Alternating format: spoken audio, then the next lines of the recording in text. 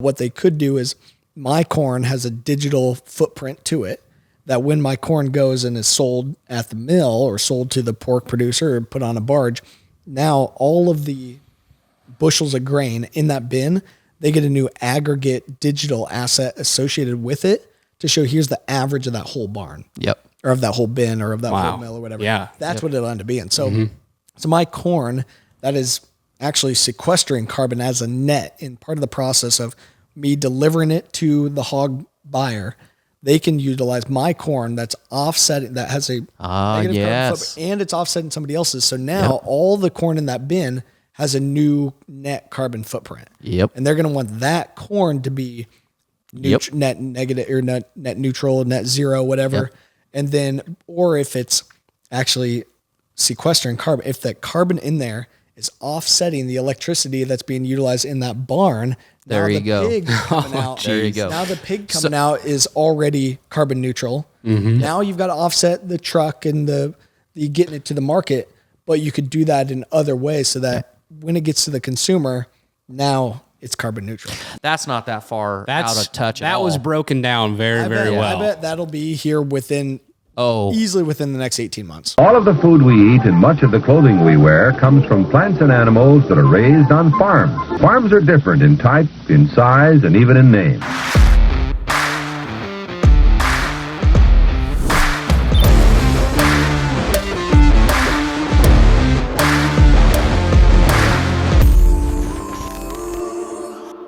Welcome to Barn Talk, Dirt Digging Edition. We got some actual knowledge today, so get your notebooks out, get your pens out. We're gonna drop some real knowledge on you. We're gonna learn some stuff today.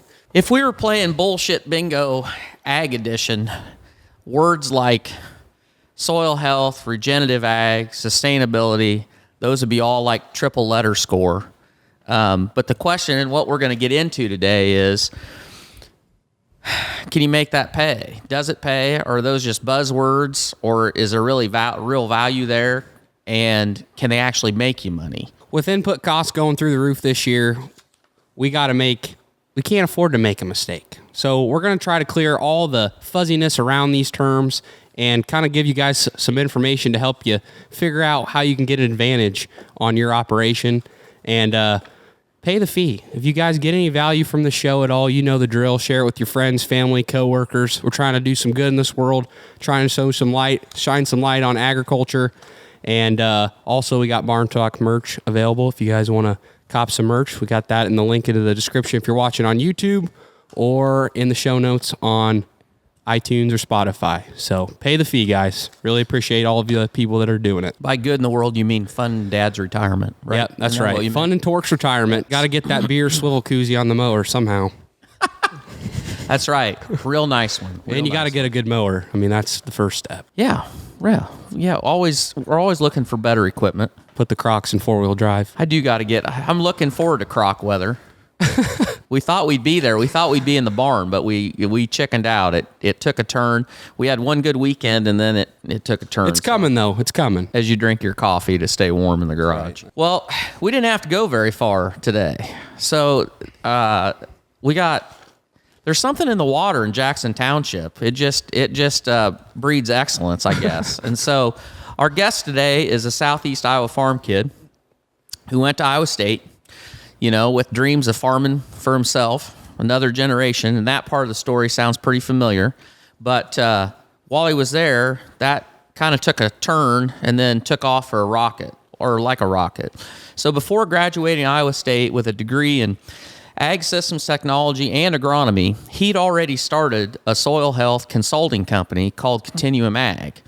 And since 2015, Continuum's Topsoil program has amassed one of the largest private soil health databases in the world, with farmers from 36 states and 15 countries. He's seen tremendous growth, not only in his company, but in agriculture's worldwide role in carbon sequestration, green energy, and sustainability. His unique tools and knowledge have taken him around the world, and he was recently named to Forbes 30 Under 30 list. He's also the co-host of the Fieldwork podcast and his new Topsoil podcast. It is a pleasure to welcome Mitchell Hora. Welcome to BarnTalk. Welcome to BarnTalk. Thanks, guys. It sounds like I got like a little too much going on, It does sound like that a little bit. but it's okay. I mean, we're having fun. I mean, it's all part of it. Yeah, that's right. As you well know, and that's common in most people that we talk to, when you get, I guess I'd call it a blessing, sometimes it's a curse, but when you find what you really like and what you're really good at, it's real easy to bite off more than you can chew, and then all you can do is just keep chewing. I have a really hard time saying no to things. I've actually gotten better at it. I've had to work very hard on it. I used to say yes to everything, every opportunity, every speaking thing, every whatever. And so I've been better. Yeah. I still say yes to probably Too much. 97.5% of everything. But yeah, I mean, it's all about knowing where that shining star is at the end of the day. We're doing this because it matters and because I want to help farmers and bring opportunity back here to Jackson Township, Washington County. Yeah, you betcha. That's right. Okay. So where can people find you? Well, Okay, before we get this ball rolling, where can people find you? Website, social media, everything. Lay it out. Trying to be all over the place. Website's continuum.ag. The software's topsoil.ag. Pretty much all my social media stuff. You can search Mitchell Hora, or my handle is at Continuum Ag on pretty much everything. Continuum_ag on Twitter. I don't know. I got to beat somebody up to get Continuum Ag on that one, I guess. But You'll get it. yeah, I'm sure. But yeah, so at Continuum Ag though. Follow them. Go follow them, folks. You're going to get some real value, so go follow them. Pay the fee and go follow Mitchell. So it's going to be really easy to get off into the weeds on this. And so for people that don't know who you are and what you're doing, from that intro, kind of give us the 50,000 foot view of what Continuum is about and what Topsoil is about. Yeah, I mean, I always start from the very beginning that I'm 7th generation on my family's farm, right up the road, 4 miles from where we're sitting right now. And, family farm there, of course, corn and soybeans like everybody else. We've been farming rye as well. We've had some barley and some wheat and mustard and all kinds of different fun stuff. So, experimenting, doing things out on the family operation right there. But then I started Continuum Ag in 2015. We're a soil health data intelligence company. Okay, so I started the company in 2015 when I was at Iowa State with just looking at being back in this area, doing soil sampling, doing consulting for farmers. That was the plan. Just have a consulting company, have a nice little, kind of deal there and be on the farm, and that was going to be it. And then in 2020, we launched the software Topsoil, which basically takes our system that we were doing here locally and takes it to the masses. And, as you guys pointed out earlier, 30 some states, almost 40 states and 15 countries that are in Topsoil right now. And I don't know, 1,400 farmers or something like that as we record this here today. So it's been a pretty wild deal. And just being able to showcase, how do we document this soil health stuff? And how do we actually, what is soil health and what is regen ag? And how do we tell this story? And we needed data to be able to do it. And nobody else had the right platform. And so we said, well, let's build our own. So let's touch on that a little bit. So you were going to Iowa State and you thought, because that was a niche that needed filled, to do soil sampling, do a little consultant, but something changed to make you think, well, wait, this is bigger than what I thought it was going to be. Well, and there's no good tools for documenting this. So what was that process? Yeah, so I started basically, it was actually 2015, summer of 2015. I was at an internship up in Minnesota. And I was in Wilmer, Minnesota, working for a group called Inez Consulting. And that's where I got connected with this Haney soil health test. And it was like, okay, this is cool. I can look at my nutrients, but I can also quantify biology and water extractable carbon, which is basically just microbe food. And it was like, okay, this is a really interesting test that shows us a lot more info than what we have ever looked at before.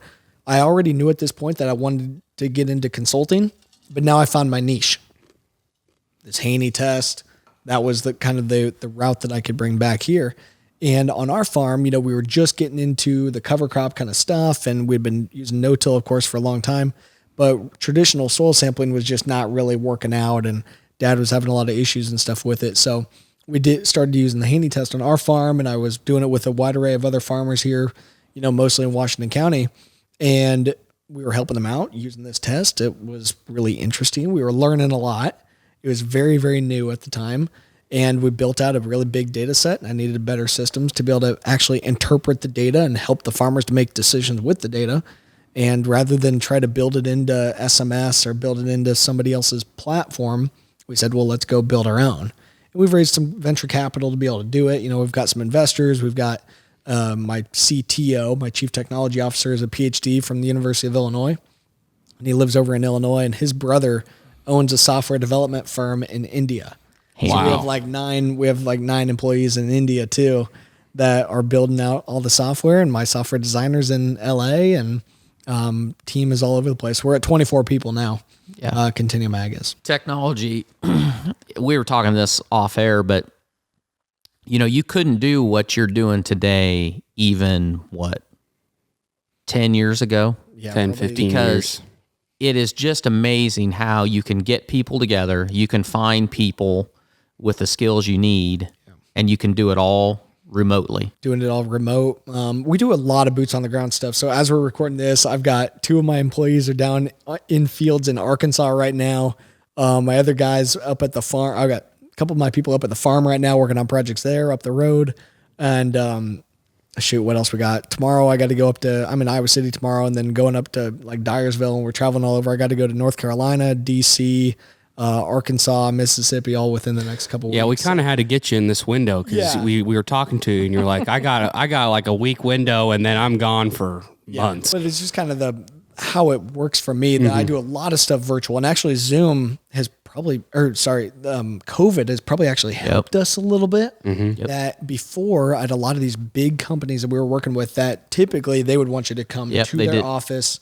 You would get, maybe doing business that way, I'd be able to get maybe 3 meetings a week. Right. Well, now they're all used to having all their meetings on Zoom. So now I can get 3 meetings before lunch, and be going with these huge companies that before you could never even hardly get in the door. But now, they'll take a 15 or 30 minute Zoom meeting. Sure. They don't care. That's what they do all day, any day. How hard was it for you? Because today I know that you are much more of a manager than you probably ever thought you were going to have to be. Yeah.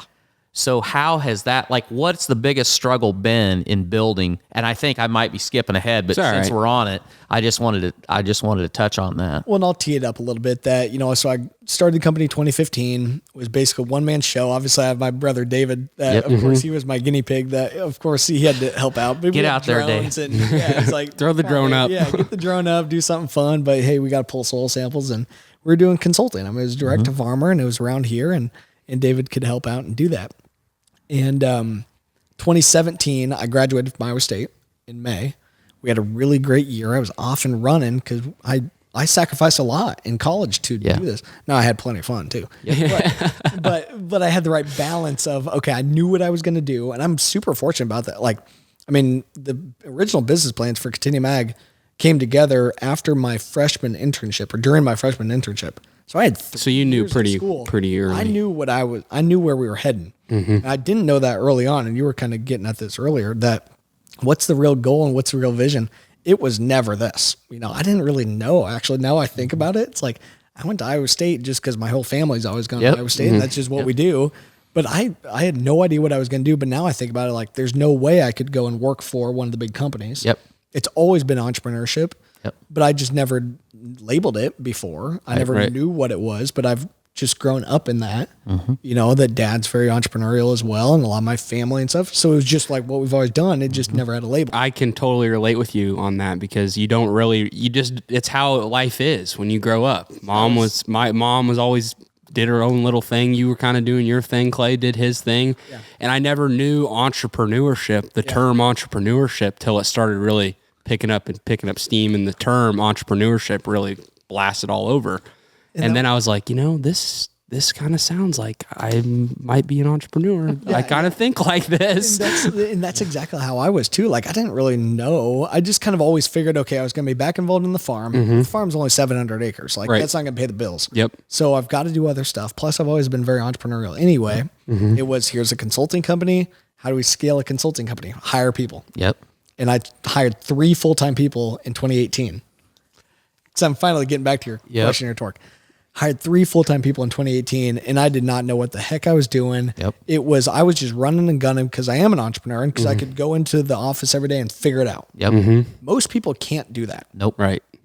most people, you've got to have set systems in place and show them and tell them what to do. Yep. And I learned that the hard way. Yep. Right. I've had some great people, and I'm still good friends with the people that I had, and they're great. But I did not have the systems in place to be able to actually bring people into the operation and grow it. Instead, I was just, here you go to do this and figure it out. And then I ended up just having to help them and handhold them all day, every day to try to figure it out. Now, my first full-time hire was actually a full-time head of marketing. Wow. So as a ag company, my first full-time hire was marketing. That's surprising. My second was agronomy. It's smart. My second was agronomy. Yep. But from the very beginning, I knew that marketing was the thing. And I'm definitely a marketing kind of guy. Yep. We've now been able to hone in on our actual processes. And now, like this past fall, I didn't pull a single soil sample. I didn't write a single fertilizer recommendation, nothing. I'm the CEO. Right. I'm running the top of the ship, and I am not down in the trenches. Nope. I've got people to be able to do all of it. Right. And now I'm very much in that. I'm a manager. I'm the CEO. I'm bringing in the opportunity, and here's the processes in place. Everybody keep picking up the wake. And luckily I've got a great COO. That's why we're able to really do this. Mm-hmm.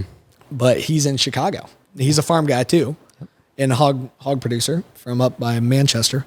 And Brad's all, in Chicago. And if he doesn't know what's going on from there, then, we have to assume that nobody knows what's going on. Right. So it really helps that he's on top of everything. And now we have metrics and processes and goals and very clear alignment. And that's why it works. Do you think that's one of the most important things when you start any company is just building out that team? Team is the most important thing. No, processes are most important. That's why I screwed up. I thought it was, oh, cool. I got this company. We're crushing it. We got this good thing. I'm back from school and had this awesome year, even just with basically half a year. Cause I was in school. I was like, shoot, we got to freaking go. And, but I didn't have those processes documented. Mm-hmm.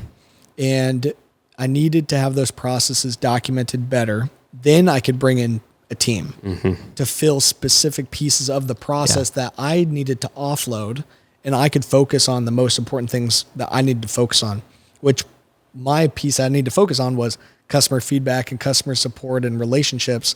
And because I was managing these people, that really fell through. And there's a lot of those key relationships at the beginning that we still work with those customers, but not to the extent that we really should be, because at the beginning I was too focused on trying to build too far, too fast, and not build out the processes the right way. But now what I found is still today, I don't build the processes. I don't sit still long enough to do that, to document and write all this stuff down and do all this. So instead, it's the people themselves in those departments. They write the processes, or I workshop it initially with them. They build it. Then I just review it and tweak it so that it's the way I want it done.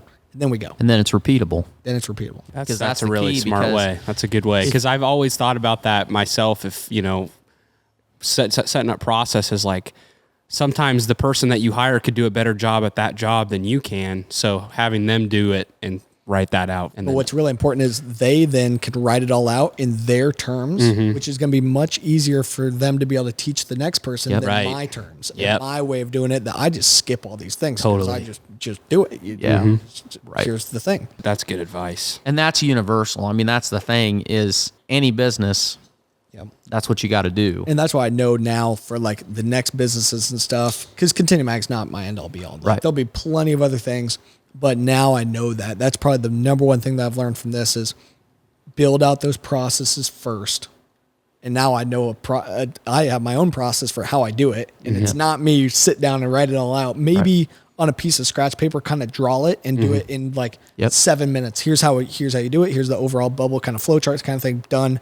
Give it to somebody else. They build it for real. When you talked about how hard you were going when that summer you graduated, was that a case of just that you were so damn excited for what was going, or did you feel a sense of urgency that you had to get on this because you thought the window was... No, definitely not about the window. It was, here's this Haney test that was great. I really saw the light in it. And there were so many other farmers here that are also jumping into cover crops and no-till and using hog manure and using all this stuff where that test can really shine And it was like, oh, perfect. Like it was the right timing. It was the right tool, Yep. the right tech. And of course I had the right energy and the right way to be able to really do it, and was completely fearless and had no idea what the heck I was doing. So I would just run and gun and get a sale. You're just pretty much excited. every time. Right. You're just like, And it I'm was doing me, this. You know, I sit down with the grower, which I knew a lot of these guys, of Yeah. course, from growing up with them and going to church with these guys and all this stuff. Yep. They knew me and I knew them. And so the relationship was already there. Now I had something I could sell them. And they said, yeah, sure. Let's do it. You know, and let's try it at Yep. least. And then, you know, so it was really able to take off and be good. But I just need a better process to make sure that full value was really being delivered back to them. How hard was it to sell? Because I feel like recently in the last 5 years, soil health has become a really popular term, and it's starting to really pick up speed, and more farmers are getting on it and understanding that it's important. But you said in 2015, you were kind of thinking about starting and getting into it. How hard is it to sell a farmer on the idea of soil health is important when they might not even know about soil health and the trendy topic, you know? It's a great point. So, and actually in 2015, I was working up there in Minnesota, and in my exit interview at the end of the internship, you know, my boss at the time knew I was getting all this going, and he said, hey, you know, definitely want to help and want to support you, but you should focus on regular crop consulting, regular sampling, not really focus on the soil health thing. Maybe that can be a niche or a little side kind of thing, but you should really stick to the bread and butter and keep that as a side thing. Obviously now soil health is all we do. Yep. And unfortunately, Jared was the guy's name. He passed away in 2017, died suddenly of a blood clot. And so he's not able to be here to see all of it fully go through. Yeah. But why I bring up that story is, number one, to remember Jared, but number two, that was 2015 where he was saying, hey, no, don't do this. Don't even try that route. That's not a thing. Shoot. Blew up. Oh, it's the ultimate thing. And that's what Right. everyone wants to talk about. And we were saying before, trillions. We're now like, it's not just millions of dollars and billions of dollars I want to go to this. It's trillions now. Circle back to that one. So when you first started, how hard was it to get somebody on the train of understanding that, hey, this is something that I need on my operation. This is something I need in my farm business. Well, so I targeted farmers that were already doing no-till and cover crops, already doing this. Had a little slight of it. Yeah. Being from this county is a huge part of why I've been able to be successful from the beginning. Washington County, when I started the company, there was more cover crops in this county than all other 98 counties combined. Wow. That's crazy. More cover crops in Washington County than all other 98 counties combined. Now today, we're still triple the cover crop acreage in this county versus any other county. I think Iowa County is second or something like that. Yep. And we have triple the cover crop acreage here than what they do. So we're still very much the hotbed for it. So I got plenty of customers right here that are in my wheelhouse that are trying to do this regen stuff. So I'm not going in there selling them, hey, soil health. Sell them the idea. They're already kind of on it. Gotcha. They're already on board. Gotcha. And that's been super critical, and something I've really had to focus on too is don't sell the unsellable. Yep. And make sure that you're going in there that here's what I can offer to you. It's very clean and clear, and here's the value prop, which we've really been able to hone in on recently. And but it's knowing that target customer. And if they're like, I don't know about this soil health thing, not even worth my time. Right. Don't even spend a second on it. They'll come. Because they got to come to it. They'll figure themselves. it out. They'll figure it out eventually. Isn't that interesting? And as you've gone, as your business has expanded, it's not just Washington County. There's pockets, but isn't it funny when you go, like, you'll go to an area where what you're talking to, people are very receptive to it, and it's like everybody is. But then you'll go a county away, they want nothing to do with it. Yep. It's so interesting when I was selling hog buildings and solar, came. I mean, Washington County had the most solar of any county in the state for a while. We still are number one. We might be number two. And somebody asked me from an equipment manufacturer. They're like, man, all these hog buildings have got solar. What's the deal? And I said, well, if there's a tax advantage to be had, pretty much every farmer in Washington County is going to extract the maximum amount they can. So I said, somebody sees their neighbor doing something and they're like, what's that about? And as soon as they find out, they're on it. They're on it. And it's the same. Well, the trickle down effect to it is, it ends up being a competition thing, because when you're buying land, you're renting land, you're raising pigs, you're doing whatever you're doing to keep your farm viable, because you have so many people that are of that mindset.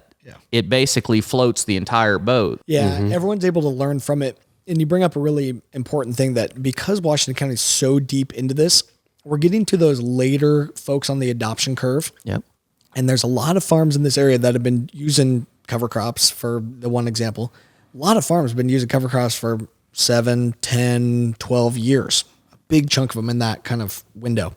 And so now there's farms that are just now catching on, or that are watching that guy saying, well, shoot, they've been doing it for 8 years now and they haven't gone broke yet. Right. And it must be something going on, and they're spending less time and less money, and their crops look really good and they don't have very much weeds. And so, hey, maybe I should figure this out. Very interesting to me, the calls that I get now. And obviously we can't really name anyone here, but the folks that are starting to say, hey, I'm not going to send the whole thing yet, but I'm interested. I'm interested. I want to learn more, and maybe we'll start small scale out in the back corner somewhere off the highway to try to get this started. And so that's been really, really interesting. But I think it's really crucial to watch who is expanding and who is getting things figured out. And obviously Washington County is skewed because you do have so many people buying land for the hog purpose. So you have a different enterprise that's bringing in revenue, but you also see a lot of farmers that are doing these practices and stuff that are having good success. Their stuff looks really good. They're well-known family farms that it's not, there's plenty of other areas of the world, to your point from before, that the guy that's doing this is kind of the weird, like, hippie farmer. Outcast. Zach and I, on Fieldwork, Zach and I joke about that. There's like, here's this weird, like, guy that's doing this cover crop stuff. Here it's fairly normalized. So it's a completely different shift. Just like having, solar panels on hog barns. It's not weird. You see it all the time. It's just been normalized. So do you think that farmers are your biggest asset for your marketing? Like other farmers, existing farmers that come on and they take on your services and they're like, this is working, they stick with it.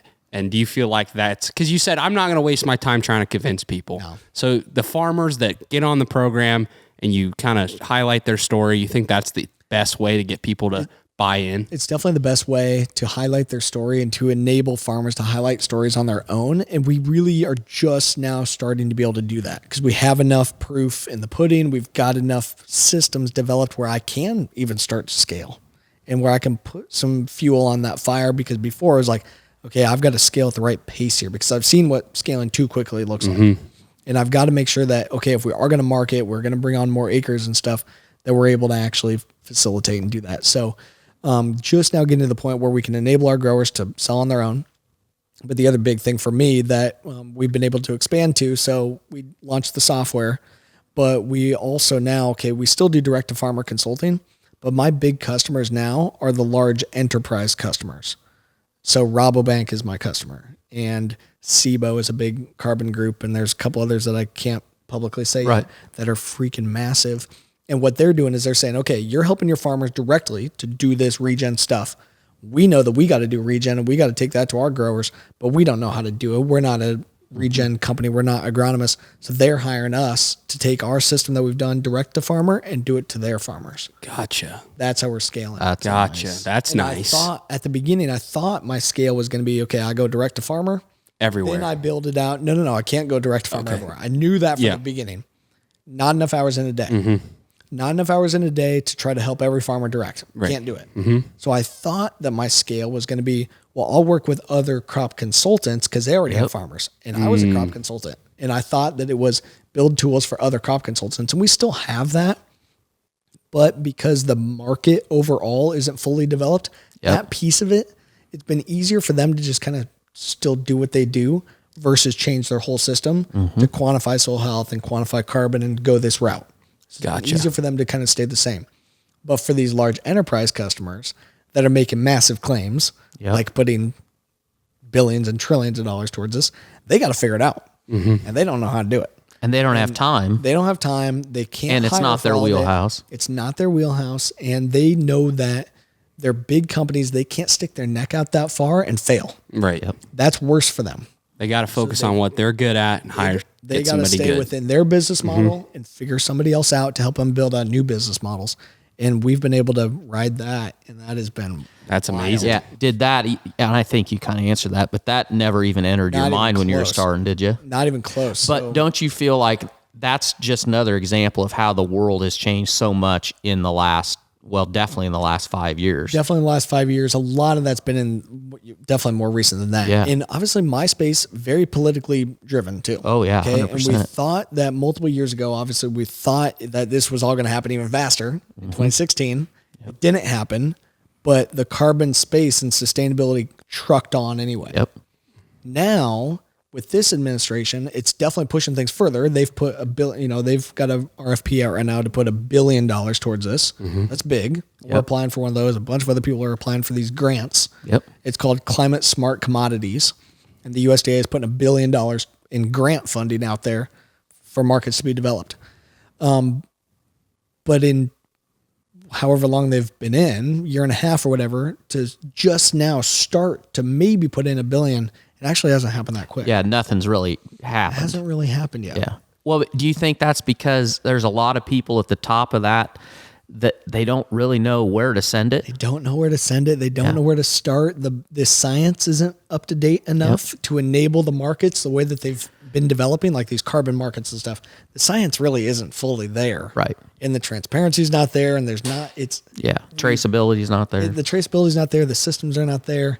So I hope that that's where some federal money can go to help to actually get these things developed. But it's obviously it's entrepreneurship that is going to drive it, and the free market's going to drive it.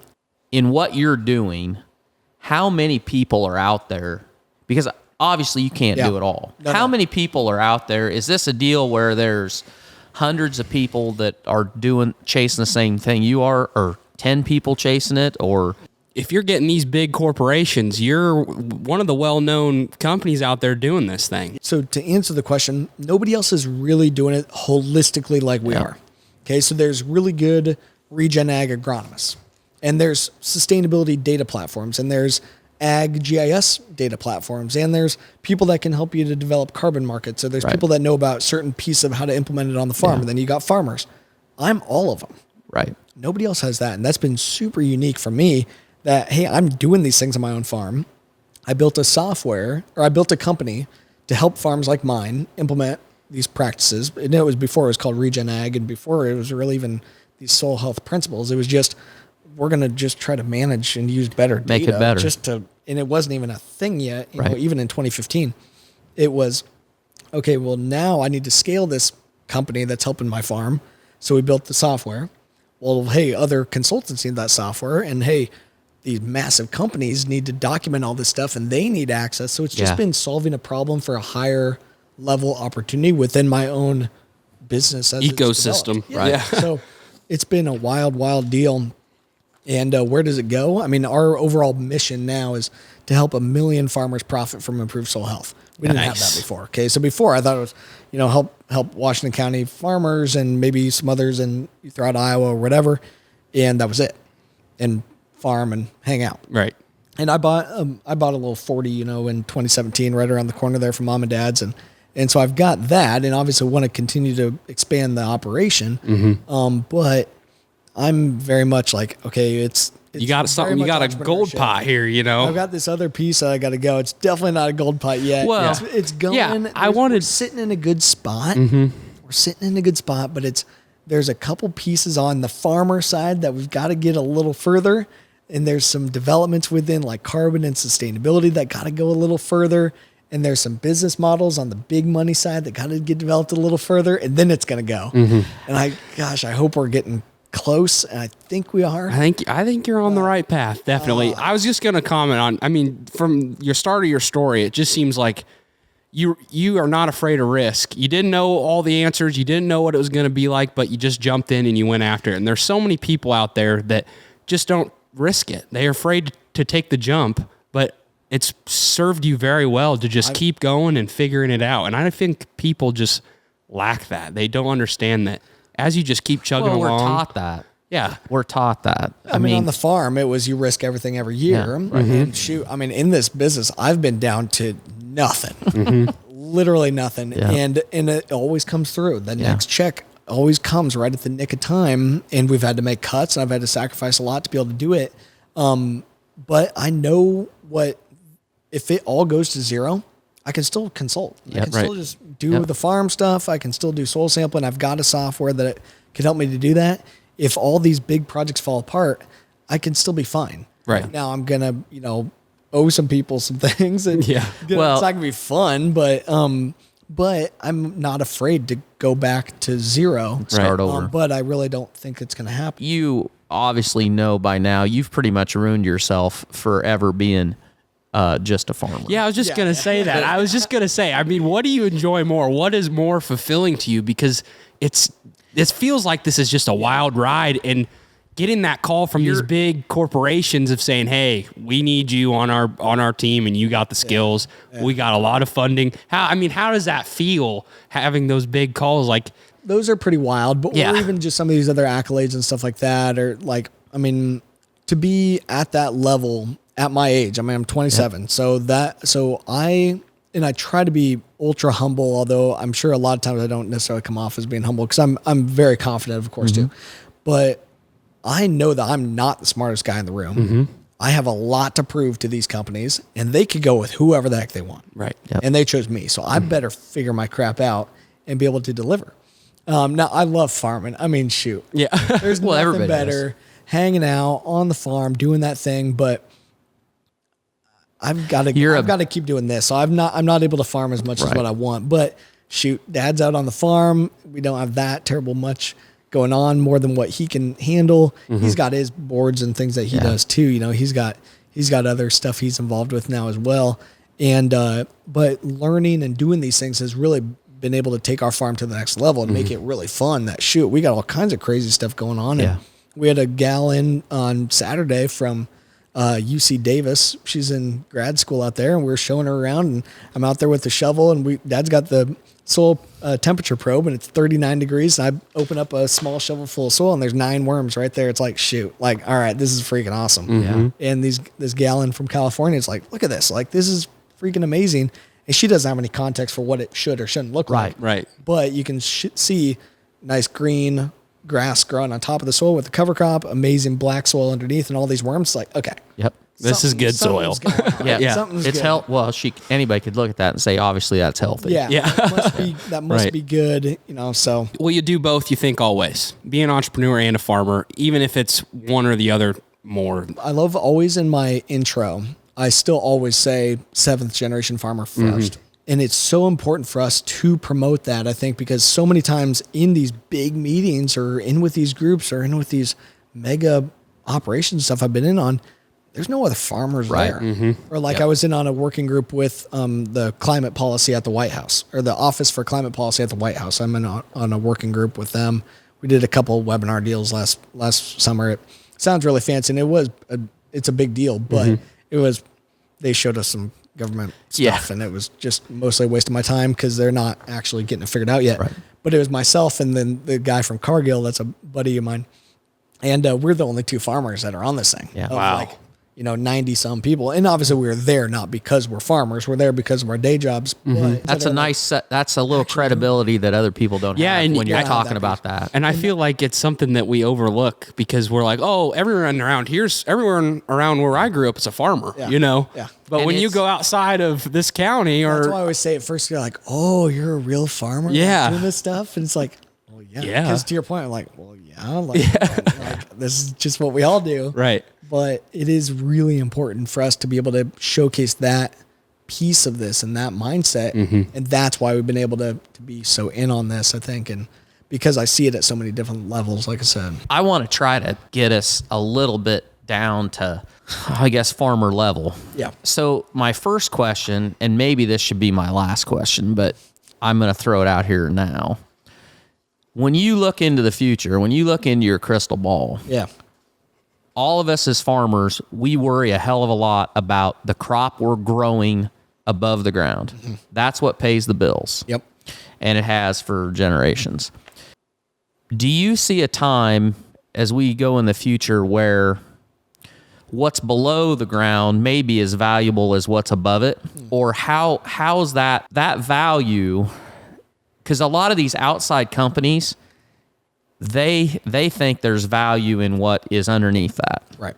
But how does the farmer, like, what's the potential for the farmer? Yeah. So in actual monetary value, there's a couple different ways I can answer this. Today, that stuff that's going on below the ground is already more valuable than what's above it. Yep. What ground just sold here north of here, $26,000 an acre the other day. Yep. Okay, that ground itself is more valuable than that crop Yes. above it. So that's a cop out on your answer. But what you're getting at is the carbon in that story going to be more valuable than the grain? I don't think so. Okay. All right. I think the grain itself, the commodity, the tangible asset itself is still going to be more valuable. Yep. Is the story that goes with it going to drive the value? You betcha. Yep.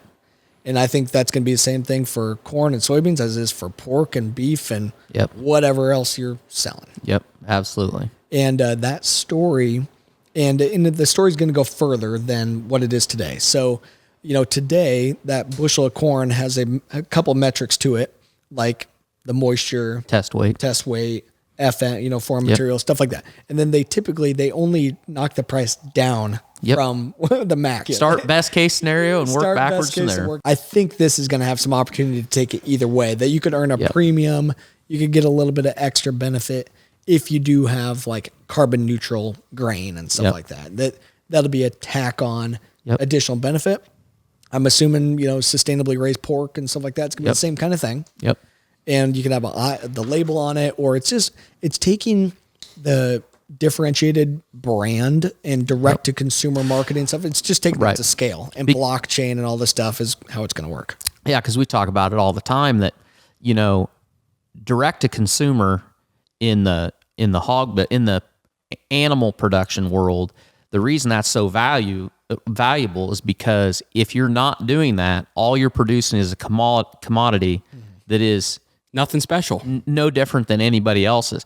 But if you can tell the story of it, and if people are interested in that story, then it becomes valuable. Then there's a value there. And nobody's been able to really scale it yet. So there's plenty of farms around here, that are doing direct to consumer, but they might be able to sell, a couple sides of beef a year, right? Or a couple hogs, right. And there's not the infrastructure to be able to really do it either, with the local lockers and stuff like that. So you got some issues. There's some hurdles, but just even to be able to open up a supply chain where you've got all the consumers looking at buying it direct to farmer. Right now they don't. They just go to Fairway and just buy it right there, and it's just easier. At least at this point, perceived as easier and more cost effective and whatever. And they just get it in time. Most of them don't have big chest freezers like we do, to hold half a side of beef. Right. So but I think opening up, just scaling that system is still going to be crucial. Yeah. Even for our pigs that are going to China, and they're still going to need to know some of these metrics, or for those companies that are trying to be carbon neutral or whatever outcomes they want, they're going to need that story. And that's what will end up eventually happening is your pork loin that's being grown here. I don't think they're going to actually track it all the way to somebody's dinner plate. I don't think that's going to, maybe on the pork side of things or consumer side, definitely not on corn. Right. It's not going to be, here's this pig that ate the corn from Mitchell Hora's farm. It's not going to happen. Yep. But what they could do is my corn has a digital footprint to it that when my corn goes and is sold at the mill or sold to the pork producer or put on a barge, now all of the bushels of grain in that bin, they get a new aggregate digital asset associated with it to show here's the average of that whole barn. Yep. Or of that whole bin or of that whole mill or whatever. Yeah. That's what it'll end up being. So, so my corn that is actually sequestering carbon as a net in part of the process of me delivering it to the hog buyer, they can utilize my corn that's offsetting, that has a negative carbon footprint, and it's offsetting somebody else's. So now all the corn in that bin has a new net carbon footprint. Yep. And they're going to want that corn to be net negative or net neutral, net zero, whatever. Yep. And then, or if it's actually sequestering carbon, if the carbon in there is offsetting the electricity that's being utilized in that barn, there you go. Pig coming out, there you go. Now the pig coming out is already carbon neutral. Now you've got to offset the truck and the getting it to the market, but you could do that in other ways so that when it gets to the consumer, now it's carbon neutral. That's not that far out of touch at That all. was broken down very well. I bet that'll be here easily within the next 18 months. If you remember back when I was in the 90s, Tri-Oak went around to all their growers because they wanted to buy for a different reason, but they wanted all their growers to plant a certain number of corn. They partnered with Pioneer. Didn't work out all that well for them, but for a lot of different reasons. But their idea was great. It was a great idea. Sure. They knew the starch level and the nutrient content of that one variety. Yep. And so their nutrition program, they could just basically cookie cutter every ton of feed they made. And so, they thought that was a great idea, and it was, but it was very hard to put in practice. But you think about a closed system raising pigs, and you can source the majority of that corn that is offsetting the carbon footprint of the production of the pig. That's right. And you can sell a low carbon, a sustainable pork loin in wherever, Sam's Club. Of the production itself. So, it's called your scope 3 emissions. Okay. Yep. So at the pork producer, their scope 3 would be the supply chain underneath them, the corn itself, and the fuel that's being, whatever, the trucking and all that kind of stuff. And then you have your own scope 1, scope 2 emissions, which is what kind of light bulbs do you use, and what kind of heating system do you use, and what are you burning to keep the barns warm and stuff like that. That'll be within there. It's just a piece of the... Which you got to lower that as well, but then you can offset it with what you're buying, or eventually, that's how these companies now are funding carbon markets overall, is because they can only get their supply chain so low. Yep. So whatever they can't offset they're buying within credits themselves, now they buy it from somebody else to be carbon neutral. But ag is one of those really unique spots that we can do it internal to our own supply chains and have now a value add. So back to your actual question being, what's going to be more valuable? Well, it's that whole story. It's going to drive brand. the value of the product and its brand at scale. And what's really cool is a couple of weeks ago, I bought a couple of carbon offsets as NFTs. NFTs on the blockchain. Nice. And I've been watching this for a long time. And as we said, Gary Vee. Gary Vee's all about it, baby. I'm on it. So I've been watching this for a long time. And I bought $200 worth of Ethereum. I don't know, probably it wasn't at the beginning. It was like maybe 8 months ago or something. Yep. Not that long. Still pretty early though. Well, and a good time to buy, because it was right at the time that NFTs were starting to be a thing. And I was watching, and within 10 minutes of being on OpenSea, I was looking at carbon offsets on the blockchain. Wow. Now, I never even thought about a thing at that point. What I was seeing was very clearly BS. Right. And I knew that, and I wasn't going to fund these guys. And I reached out to them on Twitter and stuff like that, and I tried to get it in with these kind of guys. Then here, like I said, maybe a month and a half ago, I was looking again, and here's these guys selling these carbon offsets. It's a French company buying offsets from a Swedish nonprofit that's buying carbon offsets or running the projects, and these guys are just buying the credits and then reselling them on the blockchain. Gotcha. And I bought 4 tons of carbon offset from these guys, and they say anyway that it's from this project in Sweden, and they're funding these projects all over. But I had a meeting with the CEO already. Wow. Talked to him right away, hit him up on Twitter and stuff. We had a Zoom meeting. He's in France and as a tech entrepreneur.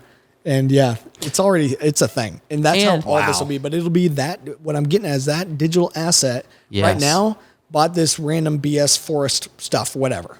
And I did it just to prove the concept. I have no idea if it's real.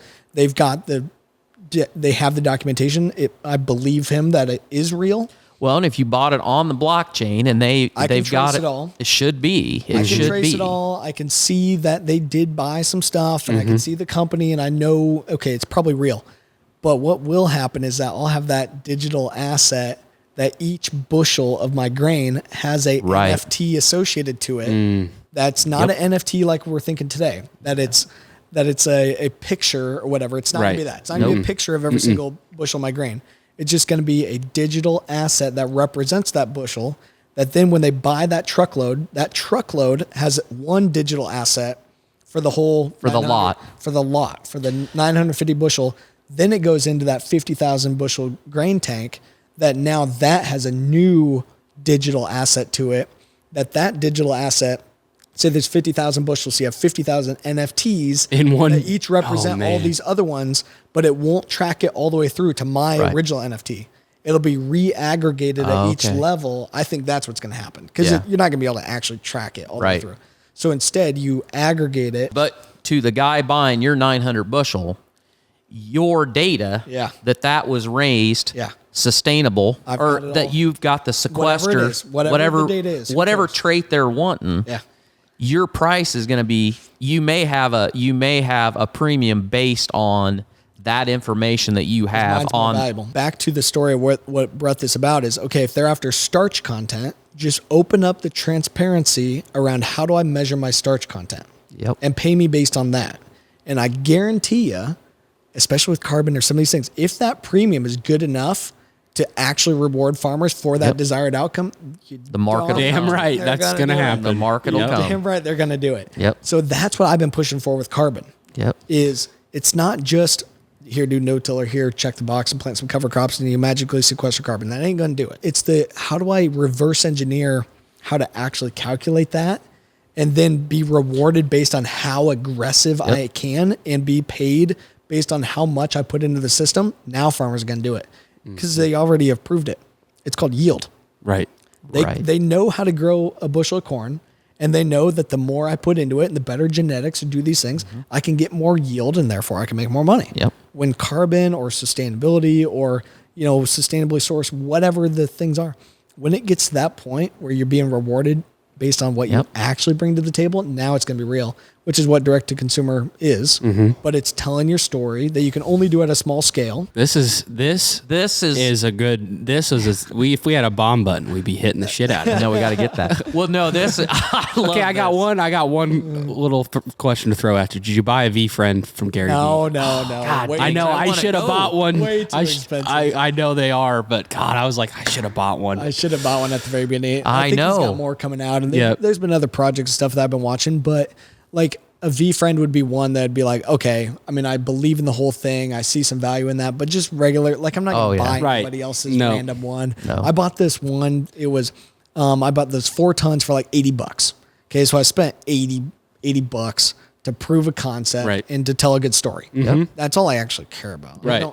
I didn't buy it because of the actual carbon. I didn't buy it because I knew these guys. No, but I bought it for the proof of concept. Right. It's a great exercise to see how the process works so you can speak intelligently about it. What I want to ask you, and you can tell me whatever, but I put in here because I'm thinking about the average guy out there that's running corn bean rotation, and he's getting his soil tests every 5 years, whether he needs it or not, on a 10-acre grid, and they're formulating what he's spreading every spring. So the guy that,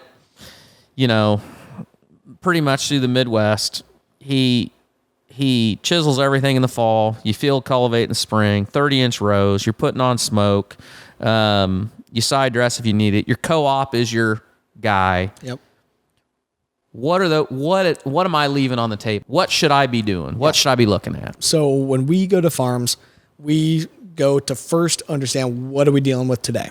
Okay, I think of a lot of what we do as just like if you're going and doing a new workout regime or you're going to lose weight and you got a trainer. First thing they do is they're going to weigh you, they're going to check your body mass index and stuff like that, and they're going to lay out, okay, what are some of our goals? We do the same thing. Go to the farm, do soil sampling, $10 an acre. We don't have to have that every time, but it sure helps to have some numbers based on where you're starting. And then we lay out where are your management practices at today, just like for the health side, what do you eat? How do you work out? Do you sleep decent? How many packs of cigarettes do you smoke a day? Things like that. Yep. And then we look at, okay, where do you need to be in the future? And what are some of those goals? Which for us, it's, okay, here's these kind of sustainability metrics, and here's the principles of soil health to minimize disturbance and keep armor and living roots and diversity and maybe get some livestock out there. And we take a look at what is the potential for your operation and put together those goals, and then help you to actually get there on kind of a systematic approach. On average, our farmers that we did that soil sampling for, we compared their traditional program versus our program. And on average, we're able to save them $106.24 an acre on fertilizer. Okay. It costs $10 an acre, our soil sampling program. And after they paid us, they had $106.24 an acre extra in their pocket from their NPK savings. And how we got that is that traditional soil sample that the co-op's always done only looks at the inorganic nutrients in the soil. It only looks at P and K. It doesn't even look at nitrogen. Right. That's a different test that does that. And nitrogen, we're told it takes a pound of nitrogen per bushel, which it does, but it's not synthetic nitrogen that we have to apply every time. A lot of our farms here, we got good organic matter. We have good nutrients already in the soil in the inorganic form, plus this organic form, which I didn't know about before until we got this Haney test. And that organic pool is what's built up by our natural Iowa soils, by manure, by the cover crop, by the crop residue. That organic pool becomes bigger and bigger and more important as you go down this regen path. So that's why I've targeted these guys that are already doing this stuff, because they've already built up this pool. They just haven't ever been able to quantify it before. Now we can quantify and say, well, shoot, look at all these other nutrients out here. We don't have to buy all this fertilizer, especially right now when it's through the roof. Exactly. And on those fertilizer savings, $106 because the fertilizer through the roof. So on a typical year, say it's $50. Right. But still, spend 10 to make 50. Yep. Pretty good. Not a lot of other places in ag that you can do that. Exactly. Right. And so that's what we start with. And then it's, okay, what else can we do to holistically position ourselves and tell our data story and get all of our ducks in a row? And we basically have a subscription, $5 an acre subscription process that we do to help our growers to be able to do that. And that takes a look at, okay, what cover crops should I do and how do I kill it? And what am I going to do for my herbicides? And what am I going to do for, the rest of my rotation and fungicides, all the rest of the stuff we have to think about. So today, because you've got as much dirt that you've sampled in your database, you pretty much have it covered. When you come to my farm and you pull those samples and you see all my soil types, you've got that in your system that you can show me, comparing me to somebody that is doing all those things. That's right. So being able to show basically the percentile breakdown. So we're benchmarking you against the rest of the aggregate, which is what I've been able to build here over time. And that's why we're finally getting into that. Okay. Because at the beginning, there wasn't that data pool. There wasn't a calibration of the tool. There wasn't, this is good and this is better and this is freaking awesome. There wasn't that. Right. Now I have that. Yep. And I have more of that than anybody else in the world. Right. This podcast would not be complete if I didn't do a Tesla tie-in. That's just like all those miles on full self-driving, because Tesla, they got more data than anybody. That's right. See, you like that, Sawyer? I do. Sawyer told me I couldn't go off on any Tesla tirades. So. He's a little unique in the fact that he likes Tesla and we're farmers. And some people just don't like the EV thing, and we didn't know how you'd feel about it, but it is a good tie-in because the data does matter. No matter what you're in, having that data is important. The data matters. So my wife and I bought a new Jeep here a couple months ago, and it's electric. Oh, really? It's hybrid. But that's what my mom, I don't know, for some reason she didn't even realize that this car that we got was like part electric. She's like, who the heck are you? And I was like, no, it's cool. Like, it actually works really well. Because I've got a Jeep that I bought that is not electric. And I can tell you want the electric one because they guzzle that gas thing's down. 14 miles a gallon no matter what you do. I couldn't get a Tesla though. I had a Rivian on order, and they're making like 3 cars a week, so I'll never see that. And so then I have a Cybertruck that I have a deposit. Freaking ugly. Elon, I love it. I'm gonna get an American flag wrap for it with an eagle on it just to piss Sawyer off when that thing comes out. Good. So anyway, kudos to you. But anyway, no, it's a wild deal, and it's pretty cool. And I mean, there's some tax benefits to it as well. It's nothing crazy, but definitely doesn't pay for it. But and it goes like 25 miles on a charge, so it's really not that great. But for my wife running back and forth down to Fairfield, it basically can get her there and back from her house. And other than that, it gets 13 miles a gallon. But with that, I mean, we can be driving back and forth and averaging a lot better. Makes a lot. 35, 40 mile a gallon. Heck yes. So I'd take it. Yeah, my girlfriend was, she works up at the U, and she was spending $220 on gas a month. Yeah. She bought a Tesla, and she also had all these she had a bunch of problems with her transmission and brake pads and all this shit. So she got rid of her old car that was just breaking down on her, bought this Tesla. And in her situation, it makes sense. She's spending $30 to $40 on power now to power this thing up. Yeah. And she doesn't have to spend $220 on gas a month. Yes, so, you know, and I'm not buying, Dad and I aren't so high on Tesla because of the environmental purposes of EVs and what they sell on that side of it. No. We like Tesla because it's cool. Yeah. And we think it's a kick-ass company. Oh, I thought it was just because I bought the stock back. Well, that's true. We think it's we think it's gonna we think it's gonna crush. It's gonna be a monster. Yeah, But it's anyways, definitely going that route. But the biggest thing, especially for like going longer distances and stuff like that, electric is not the way to be able to do it. Like, No, we're the not amount of there driving today. I do, the lack of like the ability to get it charged up real quick and all this, it ain't gonna. Nope. We're a long way. We're not right there. Right. And they like to say that we're closer than we actually are. No. Yeah. I mean, it's like everything. It's a hot button issue. Yeah, or topic. You got two sides. You got the side that is against it exploits every weakness to the nth degree, and the people that are for it paint it in as pretty a light as they possibly can, and the truth lies somewhere in the middle. So some of this is being driven by, so simply put, ESG scores, because these corporations, sustainability has become a bigger and bigger part of what they're doing. Yep. And so what's the connection between that side of it and ag, as far as why are they looking to ag for that? Yeah, it's the full thing. I mean, that's what's driving all this stuff. Okay, so it's all these, the ESG, the environmental, social, and governance goals. Okay, that all these corporates have, and they're doing all this stuff because they want their shareholders to be happy, and they want to have. It's basically being able to pay to play. Essentially, that it's the right to continue to do what we do, which is exactly how we're thinking about it for ag and stuff too. Yep. How do you continue to do the things we want to do, and for the most part, keep everyone kind of out of our business and have some clearance on doing what we do. It's definitely the thing that's driving all of it. As we were talking before, Bank of America, for example, looking at it because the United Nations is saying, hey, ag is one of the cheapest places that you can get these outcomes and where you can put your dollars and make it real. Now, I think that's because in ag, we can stack outcomes. Yep. When we're chasing carbon, we're not just getting carbon, we're getting water quality and flood mitigation, and we're feeding more people, and we're getting nutrient density, and we're getting habitat for all the little critters and all this stuff. And we're helping to make more money directly too. So it actually pays for itself, and you actually get the stackable outcomes versus like direct capture kind of stuff on carbon, where it's like you put in this multi-billion-dollar facility, and all it does is capture carbon, and all it is a tax ploy to utilize taxpayer funding. It doesn't actually make any money. Make anybody any money. Yep. And that's the big thing on ag, is that it has the ability to actually be self-sustaining, be able to be an actual real business model. So I think that's the interesting piece, within the ag side of it. Another big piece I've been watching of, okay, where is the money coming from and what's driving all this?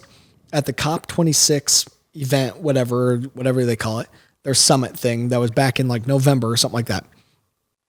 The biggest financial institutions in the world that cover 60% of the global finance, global portfolio or whatever, something like 430 trillion. Yep. Okay. 60% of the nation's wealth held by these groups, 430 trillion. They all pledged to be carbon neutral by 2050. Holy Mother Mary. Wow. The biggest ones. And everyone else is just going to have to follow behind these massive dogs. That's like, okay. Yes. That type of money that's all saying we have to go clean this up. Okay. So what's really interesting on the financial side too is just like in the pork operation. Okay. You can only get your barn and your transport system and your feed efficient to be so efficient. Yep. You can't fully do all of it. So you can maybe offset it via insets is what they call it, to do it within your supply chain, your scope 3, within your corn and soybean. That's where stuff. buying that bushel of corn becomes very valuable. It offsets your own carbon right there. You don't have to buy somebody From else's outside. credits. You can do it cheaper within your own supply chain. For the banks and for these financial institutions, what's their carbon footprint? Right. They've got these buildings, sure. They've got some lights and they've got maybe some LP to keep the place, or some natural gas to keep the place warm. And sure, they've got their private jet that they fly around and burn some fuel there. It's not that much. Right. Their scope 3 emissions are all their customers, all their people that they're financing. Gotcha.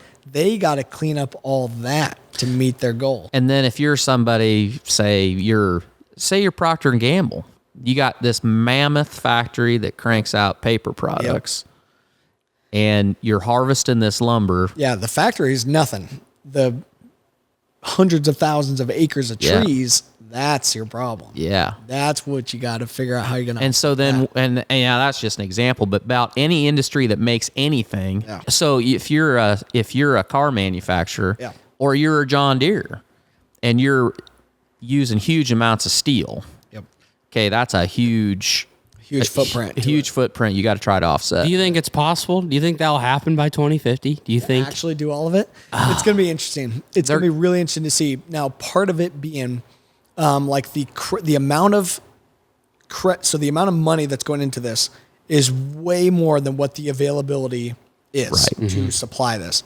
And that's why they're also looking at how do we diversify and how do we develop enough of these gains and all this to be able to meet those goals. Now, I see it in a couple different ways. You've got all these companies that are saying we need to be carbon neutral by this time, are making these massive pledges.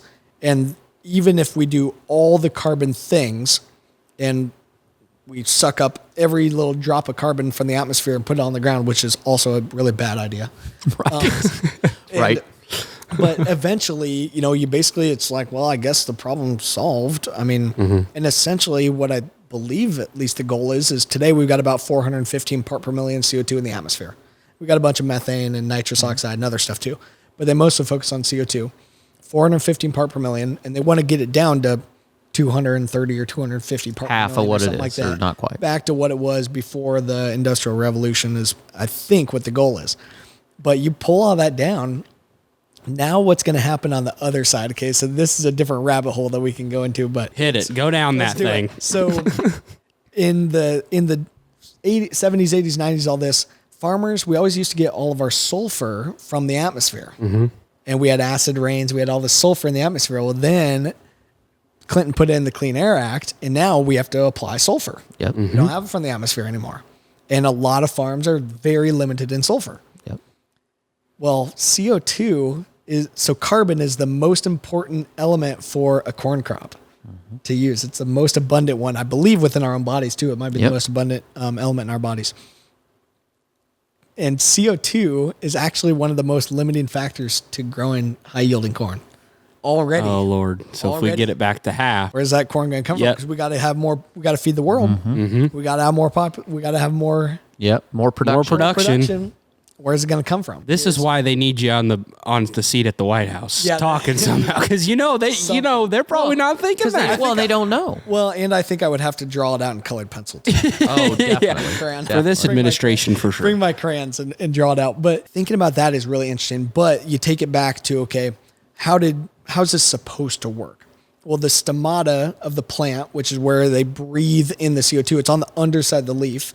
And God put it there because the carbon's supposed to come from the soil. Right. It's not supposed to come from the atmosphere. Right. Like a portion of it at least does today. And some of it will always come from the atmosphere, of course. Right. But you put it on the underside of the leaf because it comes from the soil naturally, and then the plant captures it and it pumps 70% of that carbon back into the ground as liquid, and it feeds the microbes and it repeats.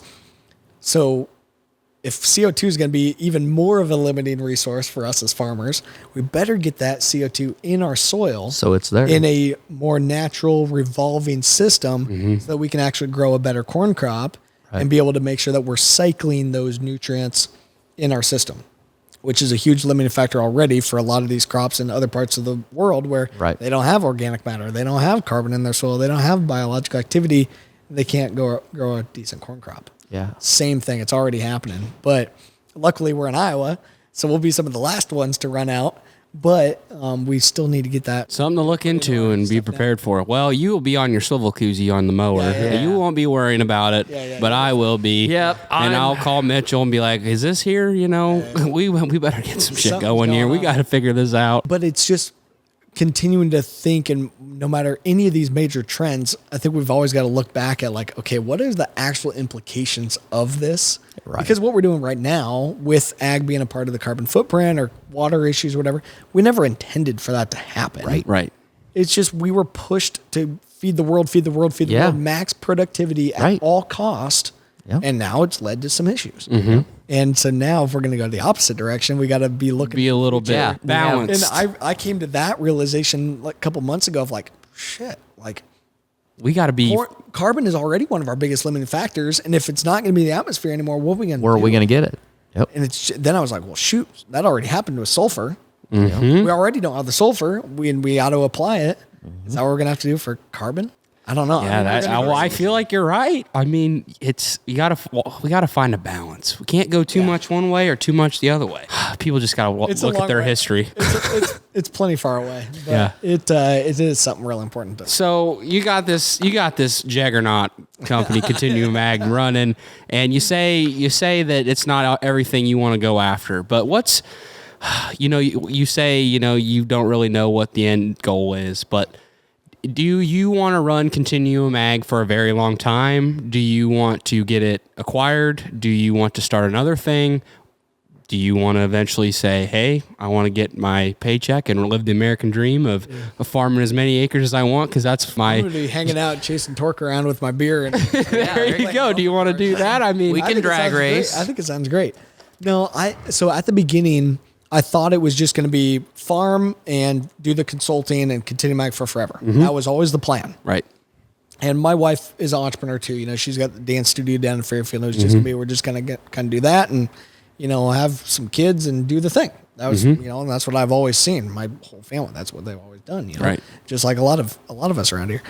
And, but now it's more so, if Continuum Ag is going to help 1 million farmers profit from improved soil health, I sure as heck can't do it. Mm-hmm. Yep. And I probably can't do it from Brighton, Iowa. Right. Or Washington. And so it's going to have to go beyond me. Mm-hmm. And that's why processes and systems have been so crucial to be able to enable it to scale and have other people in it, that it's not just me. Yep. I'm driving the ship, but the whole company and stuff, it's beyond just me. So I foresee us being acquired to take our processes and systems and implement them through somebody else's chain so that we can help as many people as possible. It's got to be the right strategic folks for us to align with. I'm not just going to pick up anybody. Yeah. Sorry, Bear, but I can't do it. Yeah. Yep. It ain't going to happen. Got to align with your beliefs. I've got to align with the right folks that can actually take our systems and go take it to scale. I'm going to have to help them to implement it for multiple years, travel all over the place and help to teach this and help to implement it through those systems. And then we'll go do the next thing. And I've always been very entrepreneurial. There's always, next idea. Now I look back at it as when I was a little kid, I had multiple entities, I had multiple businesses and stuff always, from the very beginning. When I was really little, I always had these side gigs and stuff going on and always making money and selling. Scheming. I always had that, but it wasn't ever a business. Right. Well, now I know, okay, here's the first business, build that up, take it where it's beyond me so it can help more people. It's still Continuum Ag. It's still the Topsoil tool. Right. That's great, but we're just able to help even more people. And I think it's going to bring a heck of a lot of opportunity back to the farmers that helped us get going from the beginning. Your information, your opportunity to participate in this just goes to the next level because now it's real. Oh, yeah. It's doing a lot of good. Do you think you'll stay in ag? Do you think you'll always stay in ag because it's just what you're passionate about? Yeah. I mean, it's got to probably be ag, but I don't know. I mean, you just never know. I don't want to get too far out there because we still got a long way to go. Yeah. Gotcha. A lot of work. Focus on what's ahead. Got to stay focused on this here for a while. Obviously, I love doing the media stuff. So now going back to, you'd asked it earlier, I'm like, okay, what do I really care about? Obviously, I love being out on the farm. I love just digging around and doing that. But for the most part, what I'm doing out there, it doesn't actually pay the bills. We're screwing around and we're messing with stuff, and it's fun hanging out with Dad out there, showing people, we have all kinds of events and field days and all kinds of stuff. That's fun. Mm-hmm. And showing it on social media, I enjoy that. But on this company side, I really enjoy speaking and traveling and doing these big meetings and stuff too, that okay, yeah, landing big deals is great.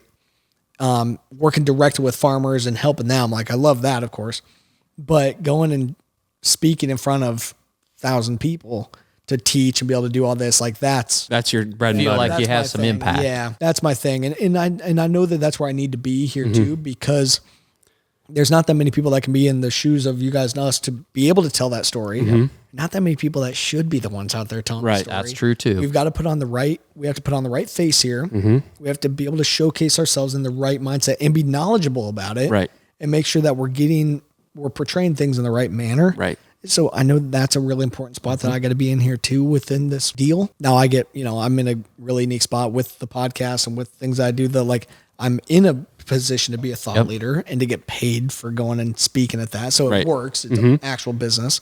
But I think that's gonna be the next pieces is helping to think about these things from a different mindset, because I've got so many different rungs in the ladder that, that's always gonna be the long term is where does this have to go at a even higher level? Just like I've been solving problems for myself here. Well, now we can continue to progress that upwards from there.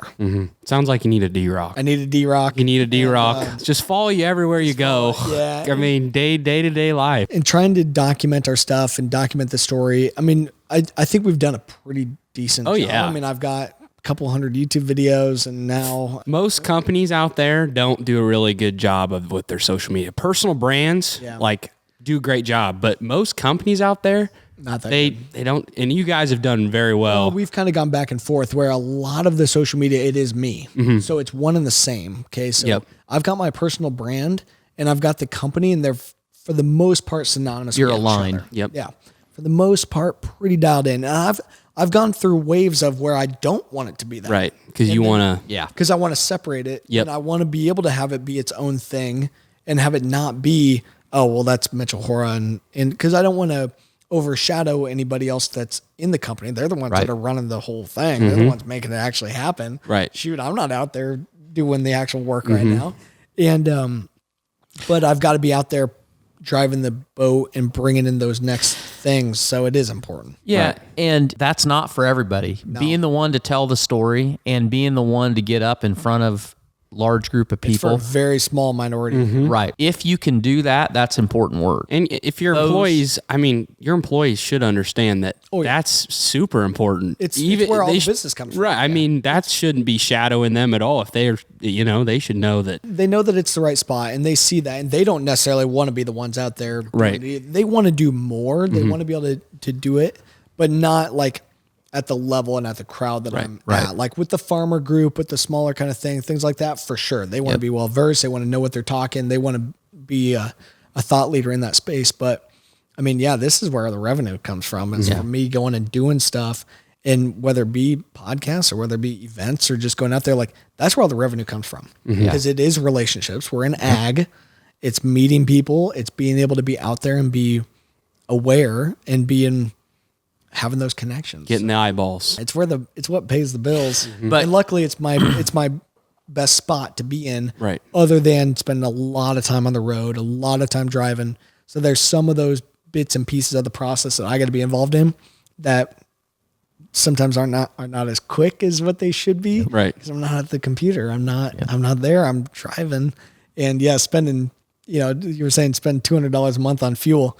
If I'm spending $400 a week on gas, it's a light week. Wow. Holy cow. Yeah. So my average, Holy cow. typically I'm 1,500 to 2,000 miles a week, but that's just how it's been. And it's through conference season and stuff like that. It goes in ebbs and flows. But it's a lot. Deal. What I was going to say is, I think though you're very well positioned. As you said today, your personal brand and Continuum is aligned. Yeah. But as it grows, and if the day comes that you step off that ship and it's acquired, all of the other things that you're in and all the places that you are speaking, that your brand, at some point it will diverge. Yeah. And you're totally going to be able to take that with you. Yeah. So the time you're spending, And your Personal brand will entrepreneurial still go. your entrepreneurial story. You're knowing ag and being an ag and being known for, being a farmer is awesome, but you're so diverse in who you are and like what you're about and your story. Like, Well, you're a builder. Yeah, you're a builder. You have multi. But it's things. within that same passion of it and stuff too, that like, Right. I mean, I do this too because it's fun, Right. Because this is what I like to do, and and I think for a lot of farmers too. I mean, this is what we do. Like, we're doing this because it's a lifestyle, and now I've been able to take it further into this can be a real scalable tech kind of business too. Right. So it's just taking it to that next level. But yeah, I mean, I think about like being able to just be like out there planting corn, running the combine stuff. Like, that's what I want to do when I'm am retired and stuff. Right. Like, and still have other projects and things. So what I really want to be able to do after is like, okay, I'm going to be directly building businesses, but also investing in other people and investing in helping them build businesses too, based on what I've learned, and then continuing to, build out the farm. But I don't need to have a 30,000 acre farm by any means. Nope. If we could be a little bit bigger than what we are now, and would probably be good. You don't want to stress you out too. It's got to be in the right balance. Yep. But the robots are going to do all the farming anyway, so it'll be There you go. So maybe having that 30,000 acres won't hurt, because if you're not out there, it's all right. Well, it's been a pleasure having you on here. Yeah, this has been damn good. This has been a great conversation that I don't went. know, what are we in, like 20 minutes in or something like that? It's flown by. Time has definitely flown by. One more time, because people want to know. People may get to the end and want to know, how's the best way to get a hold of you? Yeah, so I mean, throughout our website, continuum.ag, but on social media at Continuum Ag for sure. Trying to be out there. I mean, just like you guys, I mean, it's so much about telling this story. You guys have a specific story within your operation that you're telling. I'm just trying to tell it from my angle as well. The consumer, the folks watching, they can watch whatever the heck they want. And we have to give them as much as possible. We're not going to saturate the market. We need more and more farmers. And people are curious. They want to know. They're curious. They want to know.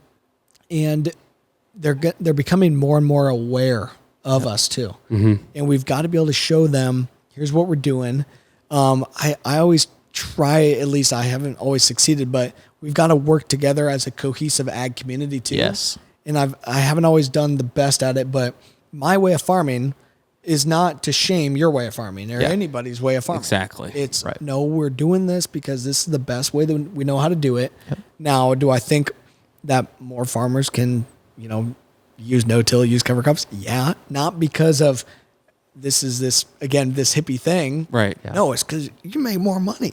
Right. That's why we're doing it. Like, we're doing it because it's making money. Yep. And then it just happens to give all these other things too. Right.